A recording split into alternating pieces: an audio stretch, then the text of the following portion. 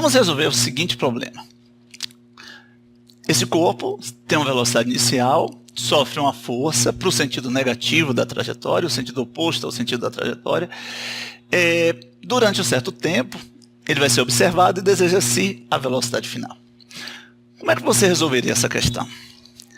Bom, tem duas maneiras. A primeira é encontrar a aceleração. Com a aceleração, descobrir o ΔV e assim descobrir a velocidade final. Existe a outra maneira que eu quero mostrar. Você tem a quantidade de movimento inicial, acha o impulso, que é a variação da quantidade de movimento, acha a quantidade de movimento final, né?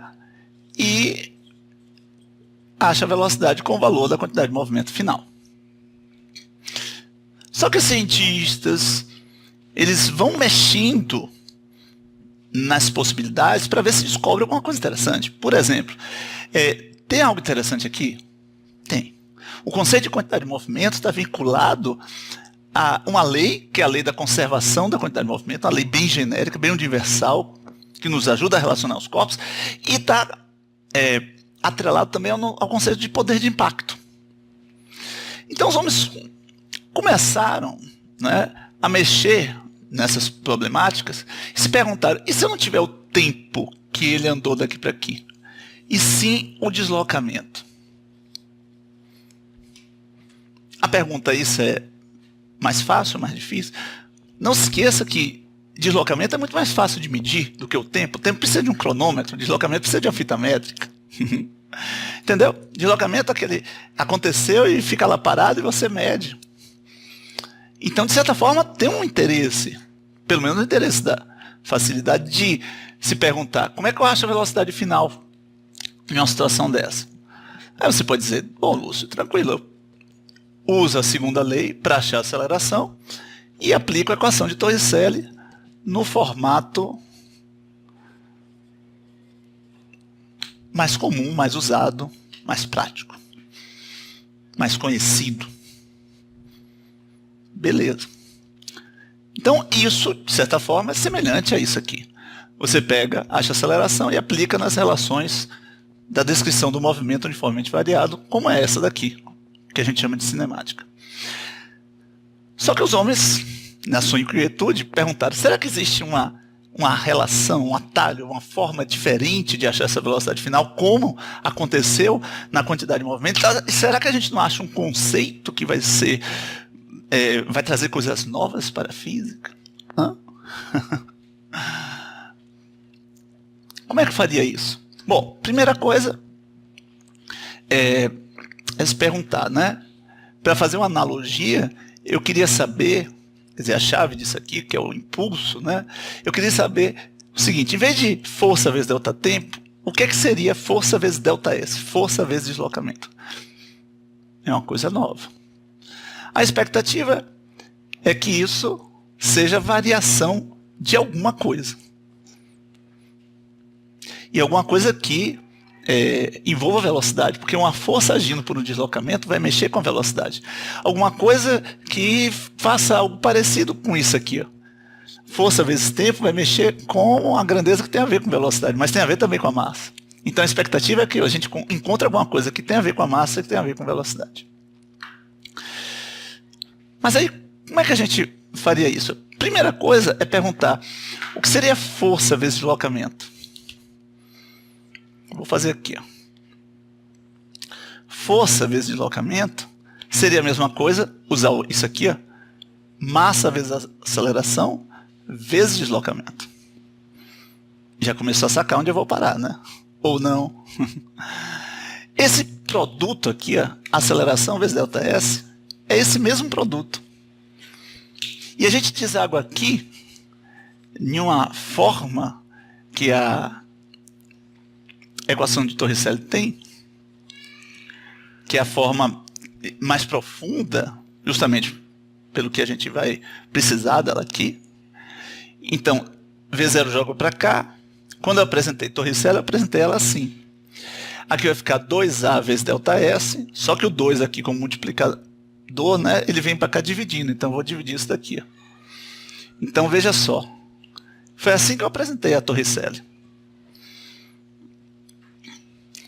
Então, ó, o que é aceleração vezes ΔS? É a diferença entre essa coisa no fim menos essa coisa no início.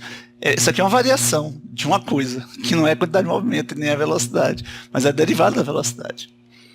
Sendo assim, o que a gente pode fazer? Na tentativa de buscar um significado para esse produto, eu posso dizer que esse produto é massa vezes velocidade final quadrado sobre 2 menos velocidade inicial quadrado sobre 2. Certo? A massa eu posso distribuir, ficamos com um negócio bem feio, né? Entretanto, apesar de ser feio, ficamos com alguma coisa. É alguma coisa mensurável. Não é isso? Então, veja, eu tenho aqui uma variação, que não é a quantidade de movimento ali, né? É outra coisa.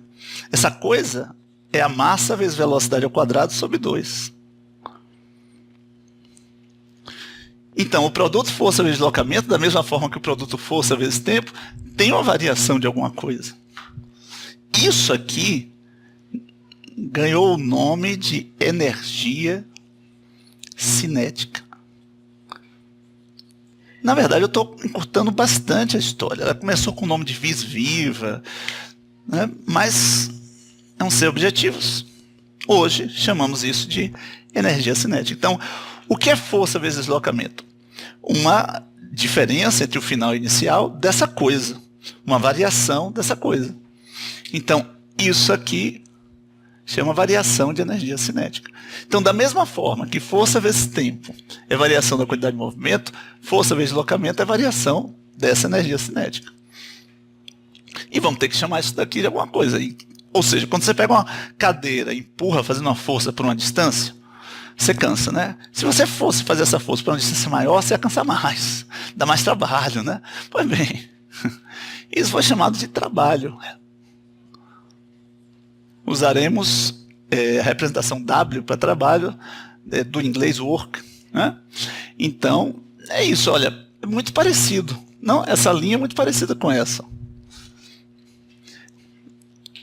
Eu quero que você perceba que a estrutura, então, vai ser muito parecida. Então, o que é trabalho? É a variação da energia cinética. O que é energia cinética? Uma quantidade que se envolve, é relacionada com a velocidade. Frio e calculista. E o que é que fizemos isso? Bom, a princípio fizemos, quer dizer, o que é que isso aqui nos traz? A princípio, algo semelhante do que a quantidade de movimento trouxe. Só que em vez de tempo, é deslocamento. Em vez de quantidade de movimento, é energia cinética. Mas a estrutura é a mesma. Como é que você resolve? Você acharia a energia, já que você tem condições de achar a variação de energia cinética, o trabalho, você acharia a energia cinética inicial. Vamos fazer? A massa ali é 5, a velocidade é 6. Aqui vai ser 36, dividido por 2, 18, 18 vezes 5, 90. A unidade aqui seria uma unidade bem feia, né? Quilograma, né? Vezes metro por segundo. Isso aqui é o quadrado, dividido por 2, 2 não tem unidade, é um número sem unidade. Então, essa é a unidade. Era feia também da quantidade de movimento, é quilograma metro por segundo da quantidade de movimento, né? Ok. A energia cinética inicial sofreria alteração a partir do trabalho, que seria força vezes ΔS, e aí eu vou ter aqui uma força de menos 20, vezes ΔS menos 8, então aqui seria mais 160. 160 o quê? Quilograma metro por segundo ao quadrado. Deve ser, né? Porque isso aqui o que é? É a variação da energia cinética. Então, a energia cinética final, veja, é a mesma história dali. É igual a inicial mais a variação, ou seja, a inicial, que seria 90, mais a variação, que seria 160, daria aqui 250 quilogramas metro por segundo ao quadrado. Bom, e o grande finale, achar a velocidade. o que eu estou achando ali? A massa vezes velocidade ao quadrado sobre 2, só que no fim, a energia cinética final seria isso. 250.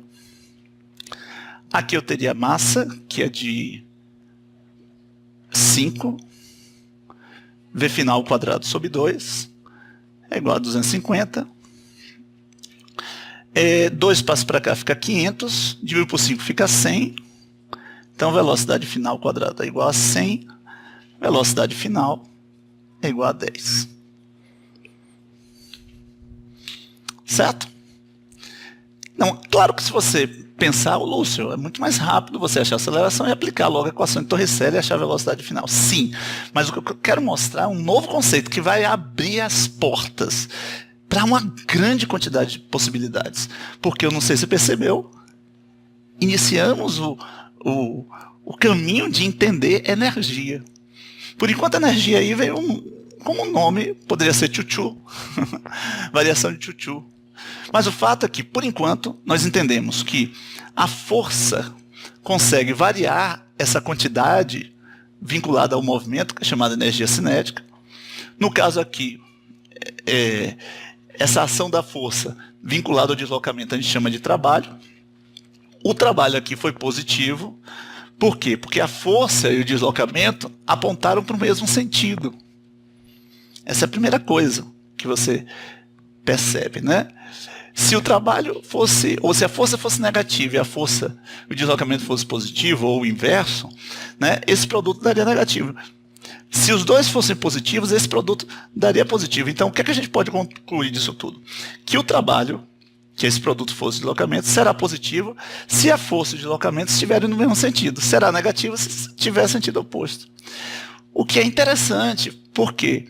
Porque se estiver no mesmo sentido, ele vai aumentar o movimento. Entendeu? Trabalho positivo significa que o movimento em si vai aumentar. Trabalho negativo significa que o movimento vai diminuir. E a outra coisa que é muitíssimo importante é o seguinte, é que aqui, ó, é menos 6, ó. A velocidade inicial é menos 6. Então aqui é menos 6, ó. E aí tem uma discussão importante agora. No momento que aqui é menos 6 e isso aqui é elevado ao quadrado, veja, não importaria se fosse mais 6. Então o que a gente está percebendo é que a energia cinética, ela apaga a marca do sentido. Ou seja, o que marca o sentido é o sinal. Quando você acha aqui, ó, 10, na verdade você acha aqui mais 10 e menos 10. A energia cinética em si não é capaz de dizer se a velocidade é positiva ou negativa. Ela some com o sentido. Isso quer dizer que ela trabalha apenas com um módulo. Isso aqui é o quadrado, o sentido vai por água abaixo. Então, se a energia cinética, na verdade, é massa vezes a velocidade ao quadrado, na verdade é como se fosse o quadrado do módulo. Não importa o sentido vai apagar. E aí tem outra coisa importante nisso tudo. O sentido é fundamental para definir vetor. E se a energia cinética em si, quando ela assume aqui o valor de 250, ou assume o valor de 90, né, e ela não incorpora o sinal, não incorpora o sentido, né, não importa se é positivo ou negativo, sempre vai dar um número sem sinal, ou se quiser um número positivo, absoluto, a energia cinética não é um vetor. Então é isso. A energia cinética ele não é um vetor, então ela é, na verdade, um escalar. Então não adianta querer representá-la com um par ordenado quando for bidimensional. A energia cinética só se relaciona com o módulo da velocidade. Ela é um escalar. Ela não tem duas componentes. Não pode ter se for bidimensional. Aqui é unidimensional, mas se for, ela é um número. Ela some com as possibilidades de indicar sentido. Uma última coisa é o seguinte, essa unidade quilograma, metro por segundo ao quadrado, que vem daqui, unidade de massa, unidade de velocidade ao quadrado, ela foi representada, foi em homenagem a um cara que trabalhou com energia, um cara chamado Joule. Esse foi o nome do cientista. ela foi representada, isso tudo aqui, ó, por Joule. Então, o Joule é quilograma metro por segundo ao quadrado. Então, tudo isso daqui, ó, eu vou apagar de propósito, né? A gente vai chamar de joules. Então, esse cara tinha uma energia cinética de 90 joules, e isso eu estou no sistema internacional. O trabalho dele é de 160 joules. A energia cinética final é 250 joules. Então, a unidade de energia é joule. Mas também o joule, ele veio do produto de força vezes deslocamento. Então, equivalente àquela unidade, você também pode dizer que o joule... Deixa eu apagar aqui. Aliás, essa velocidade final, nós sabemos que é menos 10, né? Que ele vai estar andando para o sentido negativo. O joule também pode ser representado por Newton vezes metro. Então, tanto faz Newton vezes metro, bebendo desse produto, ou quilograma metro por segundo ao quadrado. Então, por enquanto, é isso. Só que a gente vai amadurecer isso no decorrer dos outros filmes. Esse é o primeiro, né, dos outros vídeos. Esse é o primeiro vídeo, que apresenta, né, como é a definição de trabalho, qual é a definição de energia cinética, e por que ela é um escalar e não um vetor. Agora tenta fazer as questões e vamos amadurecer o conceito de energia, ver o que ele tem realmente de bom daqui para frente.